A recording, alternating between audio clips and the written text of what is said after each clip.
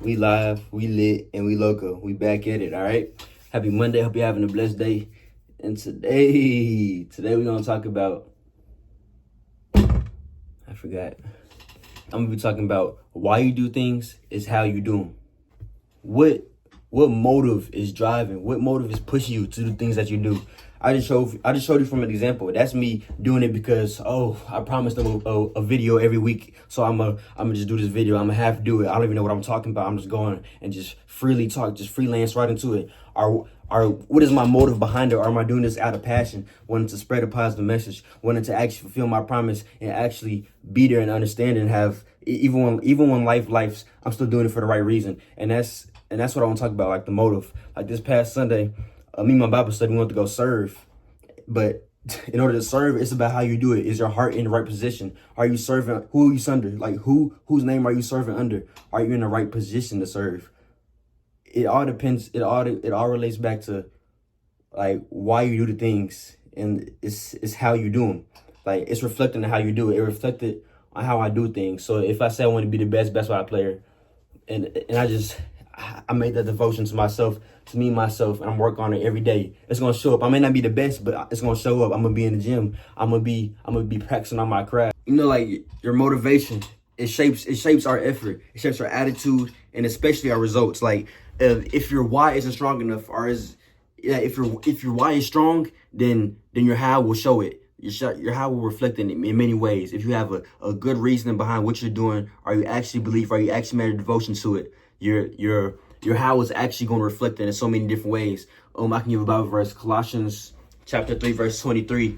Whatever you do, work at it with all your heart as working for the Lord and not human masters. When you do something for God, you give it your best. If your why is just to impress people, your effort would be bare minimum. It won't be your fullest potential. I'm not doing this to impress others. I'm doing this because I want to. Is your why strictly to impress people, or to do it out of love, out of the kindness of your heart? I'll give another example. When John the Baptist, this is early stages of Jesus' career. Like this is in Luke, and John the Baptist, he was preaching, and people were thinking he was the Messiah. People think he was Jesus. He was getting all that praise. He could have easily took all the impressions and all that praise for himself, but he still found a way to reflect it back on God. He was baptizing people and blessing people and spreading the word, not because he had to, because he wanted to. It was from his heart. So when people were thinking he's the Messiah, are you the Messiah? This is the third. He reflected it way back on Jesus. He didn't take all that praise and attention for himself. It was reflected in his how. He reflected of why he was doing that. He wasn't doing that just to impress people, or just to get all these different points, or just to get all these chatters around him. It wasn't all for his glory. It was for Jesus' glory. And that's what we need to do in everything that we do. Is our why strong enough? Why are you in college? People just go to college to follow their friends, follow their homeboys, follow their homegirls. Literally, no, this is the biggest investment you can make in your whole career, in your whole life. College is the biggest investment you can have in your life. For my personal opinion, I feel like that's the biggest investment. This is when you network. This is when you start your career, getting into your career. This is where you get multiple opportunities. Like the college I'm at and the opportunities I got right now, I'm beyond blessed. I'm thankful, and I'll forever be thankful for that, because amazing friends, I made amazing professors, I made amazing everything. Everything right now is just a soaking connection. And it's reflecting in so many different ways. For anybody that watched the movie The Forge, I think it's on Netflix now. Like, I'll give an example of someone working at a job just for the money, or someone working at a job to make a difference. The main character's name, his name was Isaiah. That's my name too. His name was Isaiah. He was working to make a difference. Yeah, the money was cool. Yeah, he needed a job. He got his mama house. This down the third. Get back on his feet. Go to college. He ain't go to college. This down the third. He got back on his feet. Of course. I think that was his why to begin with. His why was, all right, his mom would keep forcing him to get a job. But then it's slowly transitioning. It's slowly transitioning over time and time. It's about his why changed. He found God. He met God. He had a good understanding of what he wanted to do. He was driven by faith, purpose, and love, and he was there to make a difference. He was making a difference.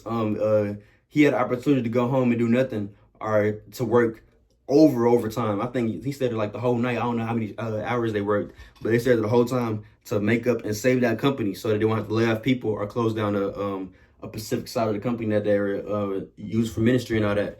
He was there to make a difference. He wasn't there just to make the money. Yeah, the money cool and all that, but I'm here to make a difference. I want to be a servant, dear Lord. I want to help this company any way I can, and that's what. That's what pushes us sometimes. Our why always pushes us. The worst can never be the worst, even when you're in a tough situation. And you remember your why. Why you doing this? Oh yeah, I'm gonna lock back in. Oh yeah, I'm gonna lock it back in. Whenever I think, dang, this college stuff is kind of hard though. I'm feeling all my classes except for one. What's my why though? Why am I here? All right, I'm gonna lock back in. I'm like, your why keeps you going.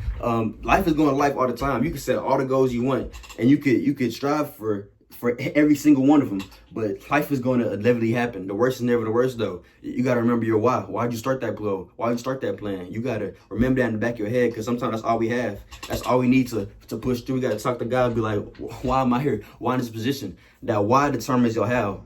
Why you do something is how you do it.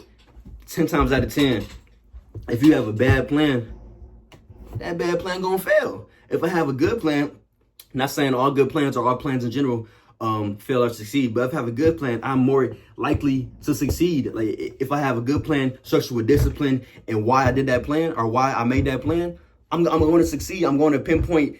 I might be thrown off course, but as long as I find my stride, I'm gonna be back on it.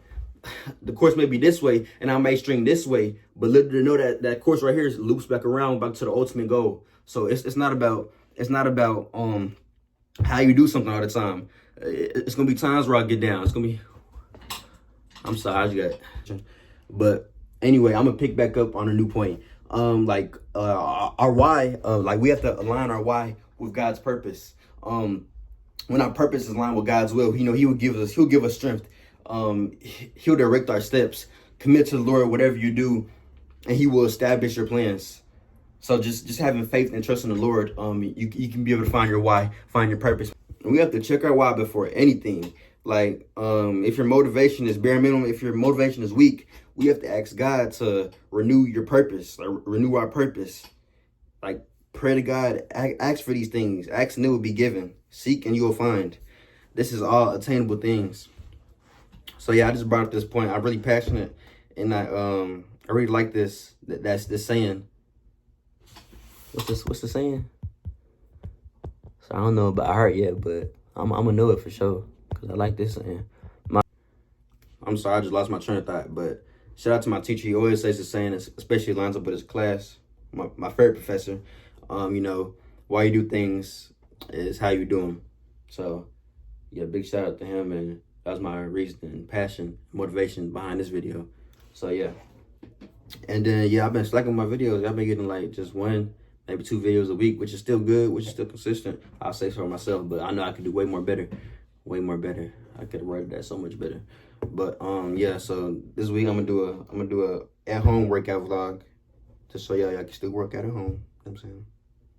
And then I had another video I wanted to do. So I guess I'll just get into that. That was one. It's gonna come back to me. That's why I need to write stuff down. I'm slacking, guys. I'm slacking. But yeah, y'all definitely get a workout vlog. A lot of shorts this weekend. This week. I cooked the other day. I made like a little short vlog. I had to cook it. I'm a chef now. I'm a chef. Yeah, I gotta watch out. But anyways, y'all have a blessed day.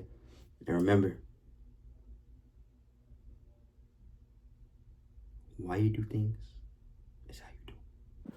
I also just want to say one more thing. I made a prayer board at my Bible study Light Crew this last Thursday. And I didn't make like everybody else. I didn't have one category, just friends and family. So if y'all have any prayers for friends and family, if it's personal, too personal, put in the comments. Y'all could just text me on Instagram, and I'll pray for your family. I'll pray for your friends, either on call, text message, or I just put it in my prayer board right here. Yeah, that's it. Thank y'all.